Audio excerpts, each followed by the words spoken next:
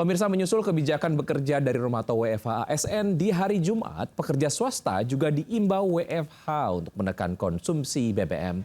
Perusahaan swasta diminta menerapkan WFH 1 hari dalam sepekan. Sejumlah ketentuan pun diatur, termasuk penerapan WFH tidak boleh mengurangi upah karyawan dan jatah cuti tahunan. Hal tersebut disampaikan Yasirli saat membacakan surat edaran tentang WFH dan program optimasi pemanfaatan energi di tempat kerja di kantor Kemenaker, Jakarta, Rabu kemarin. WFH bagi pekerja atau buruh selama 1 hari kerja dalam 1 minggu sesuai kondisi perusahaan, dan jam kerja WFH diatur oleh perusahaan dengan ketentuan A. Upah atau gaji dan hak lainnya tetap dibayarkan sesuai ketentuan. B. Pelaksanaan WFH tidak mengurangi cuti. Perang Amerika Serikat, Israel, dan Iran di belahan dunia yang jauh dari Indonesia ternyata berdampak pada meja makan para ibu.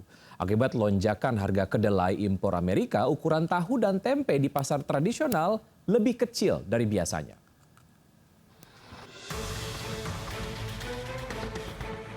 Perajin tahu di Kelurahan Selerok, Kecamatan Tegal Timur, Kota Tegal harus putar otak menyiasati kenaikan harga bahan baku kedelai impor belakangan ini. Sejak perang Amerika dan Iran merebak, harga kedelai impor naik jadi 10.100 dari biasanya 8.500 per kilogram. Tapi menaikkan harga jual tahu bukan pilihan di tengah lesunya daya beli. Perajin pun memilih memperkecil ukuran tahu agar bisa tetap dapat untung. Kedelainya impor dari Amerika. Tapi rencana naik terpaksa ya Pak, kalau naik? Kayaknya kayak gitu, agak naik kayaknya. Putar otak agar tidak merugi juga dilakukan perajin tempe di Kampung Tempe Bagusari, Kelurahan Jogotrunan, Lumajang, Jawa Timur. Sejak sebulan terakhir, harga kedelai melonjak jadi 10.500 dari sebelumnya 9.000 per kilogram. Agar tidak merugi, perajin mengakali proses produksi dengan cara menggiling kering kedelai agar tidak menyusut saat perendaman dan peragian. Ya, kalau pendapatan memang berkurang karena dengan tambahan naiknya harga itu.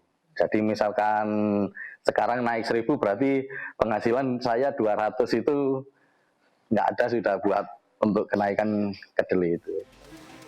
Perajin tahu tempe was-was harga kedelai impor terus naik karena perang Amerika-Iran belum juga ada tanda-tanda berakhir. Tim Liputan iNews melaporkan. Ya, tidak hanya tahu tempe yang terdampak perang Amerika-Iran, sejumlah pedagang makanan juga mengeluhkan lonjakan harga beragam jenis plastik kemasan usai Lebaran. Sejumlah pedagang makanan di kawasan Menteng, Jakarta Pusat mengeluhkan kenaikan harga plastik yang meroket pasca Lebaran. Bagi pedagang makanan berkuah seperti soto, sop, hingga capcay, plastik adalah kebutuhan pokok yang tak tergantikan. Tapi kini berbagai jenis plastik bungkus anti panas harganya naik cukup tajam. Plastik ukuran 2 kg dari biasanya Rp12.000 kini menyentuh harga Rp17.000. Sementara plastik ukuran 1/4 dan setengah kilogram naik dari Rp10.000 menjadi Rp14.000. Bahkan harga plastik kresek pun turut meroket dari Rp12.000 menjadi Rp17.000. Meski hanya plastik pembungkus, tapi kondisi ini cukup berpengaruh pada pendapatan para pedagang kecil. Kenaikan harga plastik imbas lonjakan harga biji plastik sejak pecahnya perang Amerika-Iran. Ya, pemirsa, kereta api Ciremai rute Semarang-Bandung anjlok setelah tertimpa longsor tebing di Cikalongwetan, Bandung Barat, Jawa Barat kemarin petang. Sebanyak 500 penumpang selamat, namun 7 perjalanan kereta dari Jakarta ke Bandung dibatalkan.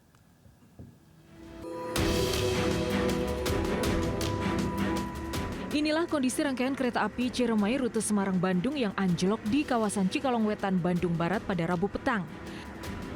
12 gerbong kereta termasuk lokomotif terhenti sekitar 200 meter jelang terowongan Sasak Saat. Kereta anjlok setelah lokomotif tertimpa longsor tebing setinggi 60 meter dan material longsoran menutupi rel. Jadi pas keretanya lagi jalan itu karena posisinya lengkung, jadi ya tiba-tiba ada longsorannya, kita nggak bisa hindari Mas. Seluruh penumpang selamat, namun dampaknya 7 jadwal perjalanan kereta api jarak jauh dibatalkan.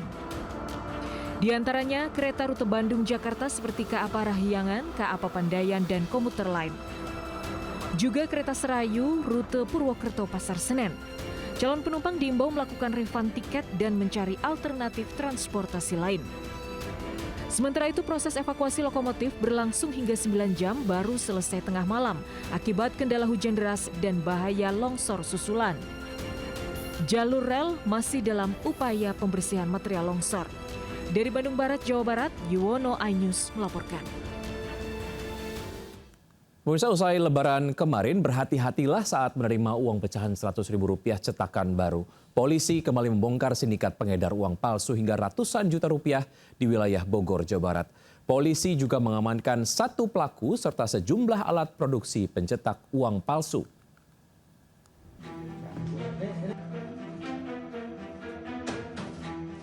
Uang palsu pecahan Rp100.000 ini diamankan Polda Metro Jaya dari salah satu kamar hotel di kawasan Kemang, Bogor. 1 orang pelaku, MP, turut digelandang saat polisi menggeledah kamar hingga menemukan uang palsu senilai Rp620 juta. Selain 1 pelaku, polisi juga menyita barang bukti yang digunakan untuk memproduksi uang palsu, antara lain printer, tinta, alat potong kertas, kertas A4, serta perlengkapan lain yang berkaitan dengan proses pembuatannya. Uang palsu sebanyak 60 lap yang berjumlah kurang lebih Rp600 juta dan juga 60 lap namun baru tercetak dari satu sisi bagian saja. Pelaku yang diamankan baru 1 yaitu berinisial MP. Hingga kini, polisi masih mengembangkan kasus ini dan menelusuri kemungkinan pihak lain yang terlibat serta mendalami peran pelaku pada kasus peredaran uang palsu ini. Dari Jakarta, Helmi Sayangbati, iNews melaporkan. Memanfaatkan rumah kontrakan yang tertutup, seorang pria nekat memproduksi narkoba jenis tembakau sintetis di kawasan Menteng Atas Setiabudi, Jakarta Selatan. Warga yang curiga dengan adanya aktivitas mencurigakan lalu melapor hingga polisi menggerebek dan mendapatkan barang bukti tembakau sintetis siap edar.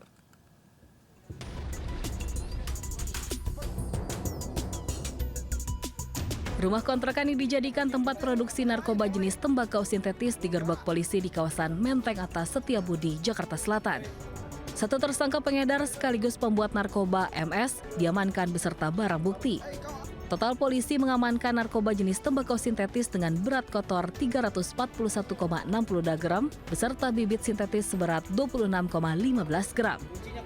Selain tembakau sintetis, sejumlah peralatan untuk produksi seperti cairan kimia, alkohol, alat semprot, timbangan digital, dan plastik klip turut disita sebagai barang bukti. Hasil pemeriksaan awal, tersangka memasarkan barang haram melalui media sosial dengan sistem transaksi dan distribusi yang dilakukan secara terselubung. Modus mereka melakukan penjualan diantaranya dengan melalui media online berupa Instagram melalui akun. Kami menghimbau kepada masyarakat agar tidak pernah mencoba ataupun menggunakan narkoba. Saat ini tersangka sudah dibawa ke Ditres Narkoba Polda Metro Jaya untuk kepentingan penyelidikan lebih lanjut dan mencari jaringan pengedar narkoba sintel lainnya. Dari Jakarta, Helmi Sayangbati, iNews melaporkan. Ya, pemirsa, proses perceraian seringkali menjadi pemicu kekerasan dalam rumah tangga. Akibat perebutan hak asuh anak, seorang wanita menderita luka sayat di wajah dan harus mendapatkan 127 jahitan di Pematang Siantar, Sumatera Utara. Korban dianiaya menggunakan senjata tajam oleh sang suami.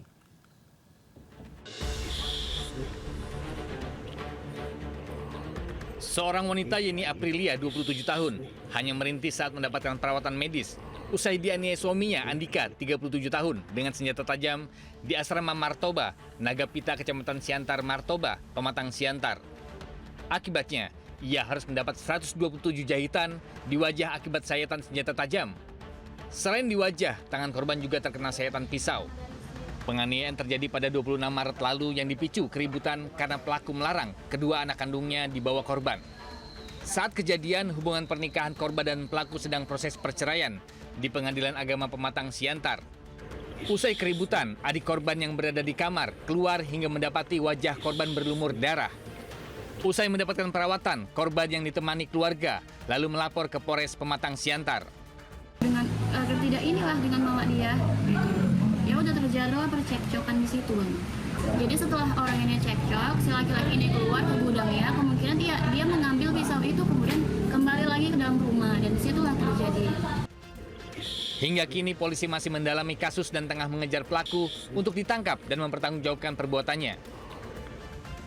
Dari Pematang Siantar, Sumatera Utara, Dharma Setiawan, iNews melaporkan.